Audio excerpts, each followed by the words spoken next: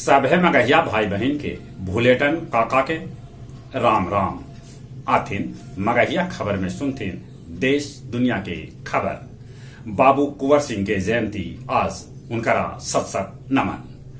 पूर्व केंद्रीय मंत्री सुब्रमण्यम स्वामी कहलका कि नीतीश कुमार पीएम के उम्मीदवार बनल चाहत ई निमन बात है। राहुल गांधी आखिरकार सरकारी बंगला छोड़ के अपन माय वाला घर पर पहुंच गलन। अयोध्या में आज हुए जलाभिषेक। अपन राज्य बिहार में पिछलका 9 बछर में 98 गो वामपंथी उग्रवादी पुलिस के सामने कैलन समर्पण। बमबाज गुड्डू मुस्लिम के लोकेशन उड़ीसा के पूरी भीड़ भेटायल है। जम्मू कश्मीर के पूर्व राज्यपाल सतपाल मलिक थाना पहुंचलन, बाकी पुलिस कहलक कि इनका गिरफ्तार करे के कोई आदेश न है। पंजाब के मोगा में आखिरकार अमृतपाल पकड़ल गए, ओकरा डिब्रूगढ़ जेल भेजल गए। 18 मार्च से पुलिस के आंख में धूरी झोंक रहल हल अमृतपाल। अतीक के घरवाली पर इनाम के राशि बढ़ावल जा सका है। रजरप्पा से पूजा करके लौटे राजगीर के परिवार के गाड़ी रजौली कारी गांव के मोड़ भी दुर्घटनाग्रस्त हो गए, जकरा में 2 गो महिला के मौत हो गए, तब बाकी लोग घायल हो गए। सूडान से राजनीति के निकाले लेल सैन्य विमान के सहारा ले जाए। अमेरिका 10 लाख भारतीय के देत वीजा।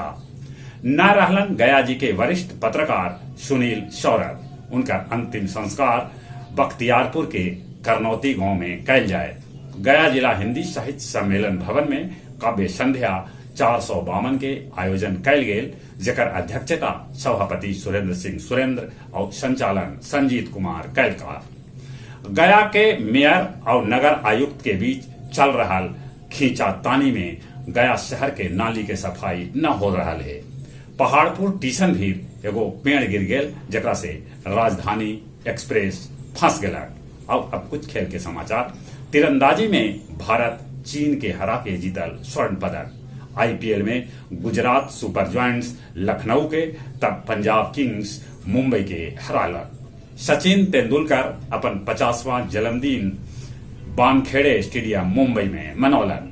महेंद्र सिंह धोनी देलन संन्यास के संकेत, कहलन ये हमारे कैरियर के अंतिम दौर है। जहां तक मौसम के सवाल है, मौसम विज्ञानी संभावना व्यक्त कैलन है कि ई बछर सबला बेसी गर्मी पड़ल। वैश्विक पारा 1.5 डिग्री सेल्सियस तक बढ़ सका है। चलित एक बेर फिर से अपने सभे के भूलेटन काका के राम राम।